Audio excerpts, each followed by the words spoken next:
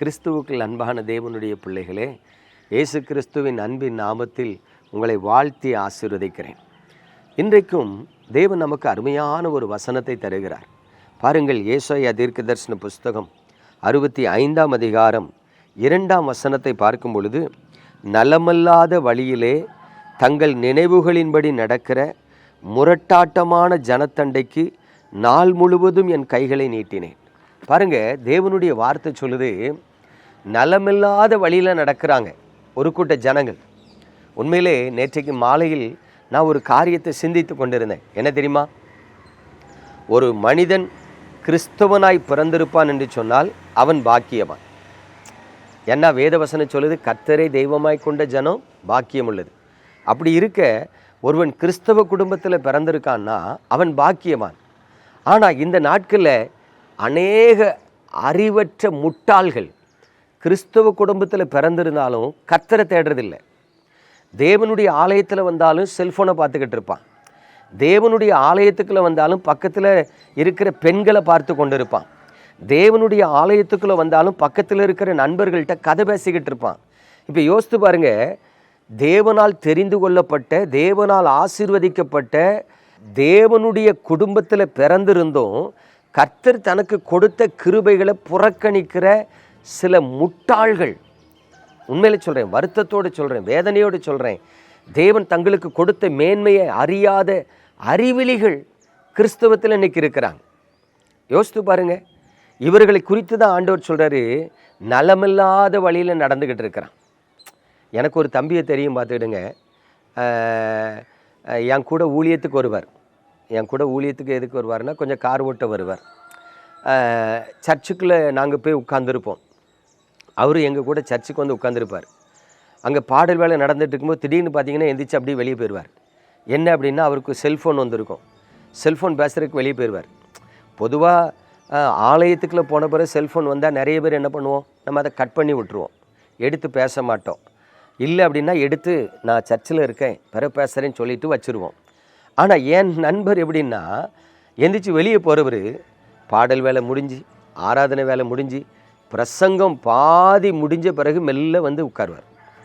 நான் பல நாட்கள் அவரை கண்டிச்சிருக்கிறேன். இது தப்பான காரியம், உங்களை தேவ சமூகத்தில் இருக்க விடாதபடி இந்த பாவம் போராடுது, இதை விட்டுருங்க அப்படின்னா அவர் காது கொடுத்து கேட்க மாட்டார். உண்மையாக சொல்கிறேன், எனக்கு இன்னொரு தம்பியை தெரியும். எனக்கு ஷூட்டிங் எடுக்க வருவார். பாருங்கள், அவர் நான் வசனத்தை பிரசங்கம் பண்ணிக்கிட்டு இருந்தாலும் அவர் நல்லா பிரசங்கத்தை கேட்பார். அவர் ஷூட்டிங் எடுத்துகிட்டு போன பிறகு எடிட் பண்ணி யூடியூப்பில் வந்த பிறகுலாம் பிரசங்கத்தை கேட்குறது கிடையாது. நான் பிரசங்கம் பண்ணிக்கிட்டு இருக்கும்போதே சில நேரம் முன்னாடி உட்காந்து ஷூட்டிங் எடுத்துகிட்டு இருக்கவர் விழுந்து விழுந்து சிரிப்பார். ஒரு செய்தி முடித்த உடனே சொல்லுவார், அண்ணே இப்படிலாம் இருக்கு என்ன அப்படின்னு சொல்லி கேட்பார். சில நேரம் பார்த்தீங்கன்னா என்னுடைய பிரசங்கம் பண்ணிக்கிட்டு இருக்கும்போது கேட்டு அந்த இடத்துல சேரில் உட்காந்துருக்கவர் அப்படியே ஒப்பு கொடுத்து ஜோம் பண்ணுவார். உண்மையிலே எனக்கு அவரை குறித்து ஒரு பெரிய சந்தோஷம் உண்டு. ஏன் தெரியுமா? தேவனுடைய வார்த்தைக்கு செவி கொடுக்கிறார். யாரும் என்னத்தையும் பேசிட்டு போட்டு, எனக்கு அந்த செல்ஃபோனு தான் உட்காந்து. இப்போ கிறிஸ்தவ குடும்பத்தில் பிறந்து என்ன பிரயோஜனம் நினைக்கிங்க? இதெல்லாம் செத்து போன ஆத்துமா, உணர்வில்லாத ஆத்துமா, உண்மை இல்லாத ஆத்துமா. ஒரு ஆபத்தில் கர்த்தர் துணை நிற்பார்னா கண்டிப்பாக துணை நிற்க மாட்டார்.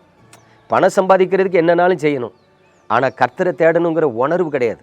அந்த ஆத்மா மழுங்கடிக்கப்பட்டு கிடக்கு. அது உணர்வு இல்லாமல் இருக்குது, அது உண்மை இல்லாமல் இருக்குது.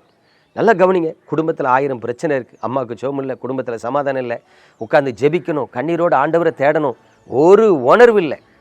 ஆனால் ஆண்டவர் சொல்கிறாரு, அப்படிப்பட்டவர்களையும் நான் வெறுக்கலைங்கார. அதான் தேவ கிருபை. யோசித்து பாருங்க, அப்படிப்பட்டவனையும் நான் வெறுத்து ஒதுக்கலைங்காரு, அவனை நான் புறக்கணிக்கலைங்காரு, நாள்தோறும் அவனுக்கு நிறைய கையை நீட்டினேங்காரு.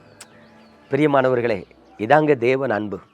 யோசித்து பாருங்க, நம்மகிட்ட ஒருத்தன் சண்டை போட்டுட்டு மூஞ்சி திருப்பிட்டு போனோன்னா அவனை நம்ம திரும்பி பார்ப்போமானா திரும்பி பார்க்க மாட்டோம்.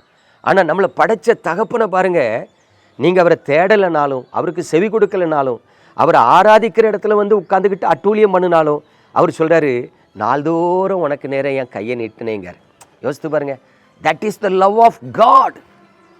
எனக்கு அன்பானவர்களே, இன்றைக்கு ஆண்டவர் உங்களோடு பேசிகிட்டு இருக்கார். ஒருவேளை கர்த்தரை கொஞ்சமாவது தேடுற உங்கள் வாழ்க்கையில் நீங்கள் நலமில்லாத வழியில் நடந்துக்கிட்டு இருந்தால் தயவு செய்து திருந்துங்க, தயவு செய்து மனம் திரும்புங்க. அப்பொழுது தேவன் உங்களுக்குன்னு வச்சிருக்கிற நன்மைகளை, கிருபைகளை, ஆசீர்வாதங்களை பெற்று நீங்கள் சுகமாக வாழ்ந்திருப்பீங்க. நீங்கள் நலமில்லாத வழியில் நடந்தாலும் கர்த்தர் உங்களை நேசித்து உங்களுக்கு நேர தன் கையை என்ன பண்ணுறார்? நீட்டுகிறார். அவர் கையை தட்டி விட்டுறாதீங்க. நம்ம ஜெபிப்போமா? எங்கள் அன்பின் பரலோக தகப்பனே, இந்த பரிசுத்தமான நல்ல நாளுக்காக உமக்கு ஸ்தோத்திரம். உமது பலத்த கரத்தில் எங்களை தாழ்த்துக்கிறோம். ஆண்டவரே, எத்தனையோ விசை நாங்கள் சில நேரம் உங்களை வேதனைப்படுத்துகிறோம். ஆண்டவரே, எங்கள் பார்வை, எங்கள் பேச்சு, எங்கள் செயல்கள், ஆண்டவரே, உங்களுக்குள் இருக்கிறோன்னு நம்பிக்கொண்டே உமக்கு பிரியமில்லாத காரியத்தை செய்து நாங்கள் உங்களை துக்கப்படுத்துகிறோம். தகப்பனே, எங்களை நேசித்து எங்களுக்கு நேர கரங்களை நீட்டுகிறீரே, உமது கரத்தை பிடித்து கொள்ளுகிற பாக்கியத்தை தாரும். நலமில்லாத வழியை விட்டு மனந்திரும்ப எங்களுக்கு உதவி செய்யும். உம்மை அண்டிக் கொள்ளுகிற பாக்கியத்தை தாரும். இந்த செய்தியை கேட்கிற பிள்ளைகள் உணர்வடையும்படி, அவர்கள் மனக்கண்கள் திறக்கப்படும்படி, அதனால் அவர்கள் பாதுகாக்கப்படும்படி, அதனால் அவர்கள் இந்த பூமியில் ஆசீர்வதிக்கப்படும்படி இயேசு கிறிஸ்துவின் அன்பின் நாமத்தில் ஜெபிக்கிறேன். அகஸ்டின், கர்த்தர் உன்னை நேசிக்கிறார். கோயில்ராஜ், அவர் கிருபையை பற்றிக்கொள். சமாதானத்தின் தேவன் உங்கள் அனைவரோடு கூட இருப்பார். இயேசுவின் நாமத்தில் பிதாவே, ஆமென்.